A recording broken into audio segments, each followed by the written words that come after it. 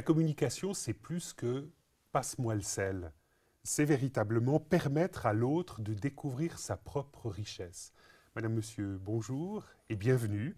Vitamine B reçoit aujourd'hui Thierry Lenoir qui a beaucoup réfléchi ces dernières années sur le thème de la communication. Thierry Lenoir, bienvenue sur ce plateau. Merci. Alors, on est aujourd'hui au travers des différents médias que nous utilisons pour communiquer. On est très familier à une communication qui soit de type fonctionnel. Vous-même, vous dites, ça ne suffit pas. Bien sûr, la communication, c'est construire une relation, c'est permettre de grandir au travers de la relation, grandir soi-même par la rencontre, permettre à l'autre aussi d'être davantage encore le meilleur de lui-même. Et là, lorsque vous parcourez les évangiles, vous avez l'impression que Jésus est véritablement un maître en la matière. Non seulement j'ai l'impression, je suis même sûr, mais c'était en tout cas l'impact qu'il avait. Et il était reconnu comme tel, puisque nous l'avons dit, il était reconnu pour son autorité, c'est-à-dire cette faculté qu'il a d'être auteur et de rendre l'autre auteur de la sienne. Alors, je vous propose de parcourir un récit évangélique assez fameux qui se trouve dans l'évangile de Jean au chapitre 8 et qui retrace l'épisode de la femme adultère. Jésus se rendit au mont des Oliviers.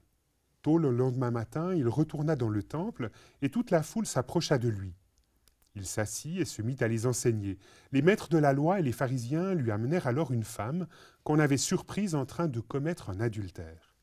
Ils la placèrent devant tout le monde et dirent à Jésus « Maître, cette femme a été surprise au moment même où elle commettait un adultère. Moïse nous a ordonné, dans la loi, de tuer de telles femmes à coups de pierre. Et toi, qu'en dis-tu » Il disait cela pour lui tendre un piège, afin de pouvoir l'accuser. Mais Jésus se baissa et se mit à écrire avec le doigt sur le sol. Comme il continuait à le questionner, Jésus se redressa et leur dit « Que celui d'entre vous qui n'a jamais péché lui jette la première pierre. » Puis il se baissa de nouveau et se remit à écrire sur le sol. Quand ils entendirent ces mots, ils partirent l'un après l'autre, les plus âgés d'abord. Jésus resta seul avec la femme qui se tenait encore devant lui. Alors il se redressa et lui dit « Eh bien, où sont-ils ? Personne ne t'a condamné ?» « Personne, maître, répondit-elle. « Je ne te condamne pas non plus, dit Jésus. Tu peux t'en aller, mais ne pêche plus. » Alors Thierry Lenoir, ce récit de la femme adultère est un récit auquel vous tenez beaucoup. Qu'est-ce que vous percevez vous-même d'intéressant dans ce dialogue entre Jésus, les scribes et cette femme qui soit vraiment l'indice du fait que Jésus permette à quelqu'un d'autre d'exister, peut-être même d'être restauré? C'est une attitude exemplaire et tout est dit au travers de cet épisode où, remarquez, il y a très peu de paroles, mais tout est dans l'attitude, tout est dans les gestes. Alors, essayons un peu de décortiquer les différents protagonistes et leurs gestes. Donc, il y a déjà une situation conflictuelle. On en reparlera lors d'une autre occasion. La manière de gérer les conflits est exemplaire, d'ailleurs. Toujours est-il, voilà, cette femme qui est accusée, qui était jetée aux pieds de Jésus, en attendant de Jésus une parole condamnante et un geste condamnant. Et que fait Jésus? Premier geste extraordinaire, il la rejoint. C'est le très bas. C'est le très haut qui devient le très bas. Il se met à ses côtés, elle est jetée au sol, et il se met à écrire au sol. Mais rien que dans ce geste-là, il y a une volonté de rejoindre physiquement même la personne dans la situation où elle est.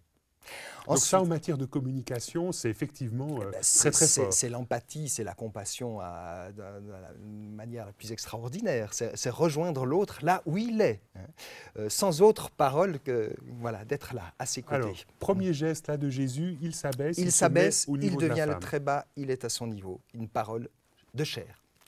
Ensuite, deuxième chose, il se met à écrire dans la terre, dans la poussière de la terre. Et qu'est-ce que ça veut dire ça? Pourquoi est-ce qu'il il a recours à cette symbolique-là? Ça veut dire plein de choses. Peut-être qu'il écrit des mots de tendresse à cette femme qui a les yeux rivés au sol. Ça, c'est déjà une raison extraordinaire. Il lui écrit une page de tendresse. Peut-être que c'est Tertullien qui disait il écrit les attitudes coupables de tous ces hommes, parce qu'il n'y a pas pire coupable que les accusateurs. Maintenant, il y a une troisième raison que je trouve extraordinaire. Il s'adresse là, enfin, il est menacé, accusé par des docteurs de la loi, par des religieux. la loi écrite dans la pierre, ils étaient devenus peut-être durs, froids, rigides. Donc là, on pense aux 10 commandements. Voilà. Alors la dureté de la pierre, la rigidité, l'immuabilité de la pierre, et puis eux sont devenus aussi durs. Et Jésus écrit dans la terre. La terre, pour le juif, c'est la chair. Dieu nous a créés à partir de la poussière de la terre. Mais qu'est-ce que ça veut dire concrètement? Ça veut dire que Jésus est à même d'articuler une parole qui soit en conformité avec notre individualité. Voilà, il avec rejoint l'humain. Il est prêt à travailler avec la pâte humaine et puis avec des principes qui sont adaptés à la circonstance. Une parole rigide dans la pierre, elle est immuable. Là, c'est dans la poussière de la terre, c'est-à-dire qu'elle est circonstanciée en fonction de cet événement. Et puis ce qui est extraordinaire, c'est que Jésus veut redonner la dignité non seulement à cette femme, mais aussi aux hommes. Pourquoi? Parce que justement, ces hommes qui viennent et qui accusent cette femme, Jésus leur dit que celui qui n'a jamais péché jette le premier la pierre. Et vous avez remarqué ce qu'il fait? À ce moment-là, il se baisse de nouveau. C'est-à-dire qu'il ne veut plus les regarder, il ne veut plus voir. C'est-à-dire que c'est un vote à bulletin secret. Ils sont libres. Si Jésus les soutenait du regard, Jésus ne les laissait pas libres. Oui, on entre dans une logique un peu de confrontation, là. Oui, tout à là, fait. Jésus dit maintenant, je vous laisse face à vous-même, à vous.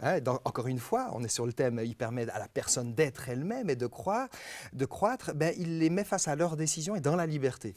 Prenez vos décisions. Moi, je ne veux pas vous regarder. Maintenant, à vous de savoir ce que vous voulez. S'il y en a un qui jette une pierre, Jésus ne sait pas qui l'a jetée. D'ailleurs, Jésus risquait de la prendre. Et c'est comme ça que le texte nous dit qu'ils repartent un à un. C'est intéressant, ils sont venus en foule. Vous savez, les foules sont toujours imbéciles.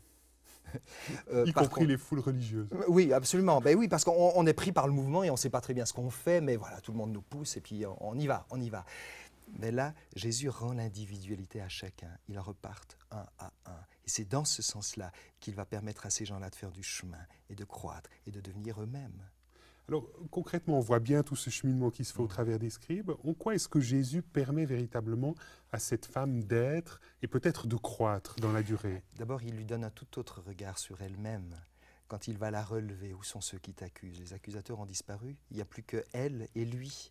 Mais est-ce qu'on ne pourrait pas imaginer que Jésus, quelque part, se contente de lui dire « mais continue ta vie telle que tu l'as pratiquée jusqu'à maintenant » C'est justement pas le cas. Parce qu'il lui dit « nous. je ne te condamne pas », c'est-à-dire qu'il la libère de ce poids de culpabilité, parce que ce n'est pas la culpabilité ou la honte qui nous fait avancer dans la vie, c'est le sentiment d'être pardonné, d'être libéré. Quand on sait qu'on est pardonné, quoi qu'on ait fait, eh bien c'est une joie de se savoir accueilli, aimé. Et c'est là ce qui va nous transformer, qui va nous permettre de repartir sur une autre base. Donc Jésus la remet en marche, il la lève, il lui dit « va et ne pêche plus ». Donc là, il y a effectivement ces petits mots. Et ces petits mots ne sont pas à lire, je pense, avec un doigt levé en main, le doigt levé en disant « attention qu'on ne te reprenne plus dans le péché ». N'oublions pas l'étymologie même du péché. Un des mots les plus courants dans la Bible, c'est manquer sa cible. Jésus est en train de lui dire « va, reprends ta marche, mais ne manque plus ta cible ». Construis ta vie dans une relation plus solide au cœur de toi-même, vise juste dans ton existence, donne-toi des objectifs de vie, cesse d'être à côté de ton existence. Thierry Lenoir, vous êtes vous-même aumônier à la clinique de la Linière à Gland, dans le canton de Vaud, au bord du lac Léman. Est-ce que cette rencontre entre Jésus, les scribes et cette femme est quelque chose qui vous parle dans votre activité d'aumônier? Oui. Déjà, cette attitude résolument partenaire avec la personne en souffrance. Jésus rejoint la personne toujours sans juger. Et là où elle se trouve? Il la rejoint là où elle est. Et il la rejoint au cœur d'elle-même, sans faire de jugement de valeur. Elle est en souffrance, il l'accueille là où elle est et lui permet de renouer avec le vivant, de se relever, de se mettre en marche. En tant que pasteur, en tant que dépositaire d'une certaine tradition, dans une clinique qui a une orientation chrétienne affichée, est-ce que c'est facile? Est-ce qu'on ne vous voit pas plutôt justement comme une sorte de scribe qui viendrait au devant de quelqu'un? J'espère pas. Oui, malheureusement, bien souvent, quand je viens en tant qu'aumônier, qui voit mon étiquette d'aumônier, je vois des fermetures et des peurs. Et c'est là d'abord ma première mission, justement, de casser ce schéma réducteur dans lequel on met le religieux, et le coupable est souvent le religieux lui-même, qui n'a pas cette faculté de se mettre à genoux, de rejoindre la personne là où elle est. On est souvent, en tant que religieux, dans la position des pharisiens. Mais là, vous auriez une histoire, vous avez surpris quelqu'un qui s'attendait justement à avoir une sorte de scribe déboulé, et il a vu un Jésus? Oui, bien sûr. Souvent, quand je viens, c'est le religieux qui vient, alors certains disent « attention, non, je ne veux pas de la religion, je ne suis pas religieux ». quand ils me disent, ou ils me disent je suis athée. Et puis très vite, on se rend compte qu'ils sont avides de Dieu, mais qu'ils ne veulent pas de la religion parce que la religion a été tellement méprisante, jugeante, accusatrice, a été tellement loin de leurs préoccupations, de leurs besoins fondamentaux. Et quand on casse ce schéma-là, mais ils sont d'une avidité, c'est extraordinaire. Et en tant qu'aumônier, ma première surprise, c'est de voir combien je suis accueilli de plus en plus, quand la relation est établie, accueilli les bras ouverts. Je n'arrive plus à suivre, tant il y a de la demande. Les patients sont avides de spiritualité, d'accueil, d'un regard neuf sur eux-mêmes. Et là, vous arrivez, comme Jésus, à quelque part les faire exister devant eux-mêmes, face à vous, face à d'autres, et leur permettre peut-être, parce qu'on sait aujourd'hui qu'il y a passablement de maladies de type psychosomatique, de leur permettre de revivre et de renaître. Alors j'essaye de ne pas faire obstacle à ce courant d'amour qui me traverse et qui n'est pas de moi, mais qui vient de plus haut, je le crois. Mais c'est sûr que je crois tout le sens de mon ministère, c'est cela. C'est de permettre à une ouverture, à ce qu'ils sont tout autre chose que dans ce qu'ils croyaient être, dans ce qui s'était enfermé, parce que finalement, on se juge soi-même. Et quand Jésus dit « je ne juge personne », c'est une parole à accueillir non seulement vis-à-vis des autres, mais vis-à-vis de soi-même. C'est arrêter de s'enfermer dans ce que l'on croit être et de découvrir au travers du regard du Christ, et j'espère que mon regard est un peu le témoin de ce regard du Christ, de découvrir une toute autre image d'eux-mêmes. On parle de ce récit en lien avec la thématique de la communication, mais on peut aussi imaginer que des gens qui réfléchissent, qui ne sont pas aumôniers eux-mêmes, mais qui réfléchissent un peu à ce que ça pourrait apporter dans leur communication quotidienne, ces gens-là s'interrogent. Est-ce que ça a une pertinence? Je peux avoir dans mon quotidien, si je suis enseignant, si je travaille dans une usine, je peux essayer d'avoir ce regard de Jésus qui permet à l'autre d'exister, qui est non jugeant et qui quelque part suscite la vie? Je dois avoir ce regard. Vous diriez même je dois. Pour moi, c'est une nécessité dans la relation. C'est une fidélité au Christ. C'est de devenir partenaire. On parle, les thérapeutes et les psychothérapeutes parlent d'alliance thérapeutique. Ben c'est ça, il y a une alliance. C'est-à-dire qu'il faut quitter un peu son piédestal et rejoindre l'autre et le mettre vraiment à la place première. Mais vous y arrivez toujours facilement? C'est toujours simple dans le quotidien de rejoindre quelqu'un qui vous demande 2 francs parce que voilà, il aimerait aller acheter une bouteille de vin rouge? Je serais un gros orgueilleux que si je vous dis « mais si c'est facile et j'y arrive sans problème ». Non, c'est pas facile, c'est pas spontané. Et c'est là... Mais comment vous faites pour arriver à entretenir cela? Pour arriver quelque part à avoir ce regard de Jésus sur autrui? J'essaye de plus en plus de relire les évangiles parce que pour moi Jésus est vraiment ce maître de la communication. Et plus je contemple, je suis contemplatif de ce qu'a été Jésus, de son attitude, plus ça va rejaillir bien sûr en attitude personnelle. Donc concrètement, ce récit de Jean 8, c'est un récit que vous méditez régulièrement? Il m'habite régulièrement. Si je devais partir sur une île déserte avec un seul texte, c'est celui-là que je prendrais parce que tout y est dit. Thierry Lenoir, merci beaucoup de nous avoir accompagnés dans la méditation de ce récit autour de la femme adultère. Madame, Monsieur, si vous souhaitez poursuivre la réflexion autour de ce thème, permettre à l'autre d'être et de croître, ne manquez pas le petit livre Paroles de chair de Thierry Lenoir et le chapitre numéro 3. Au revoir et à bientôt.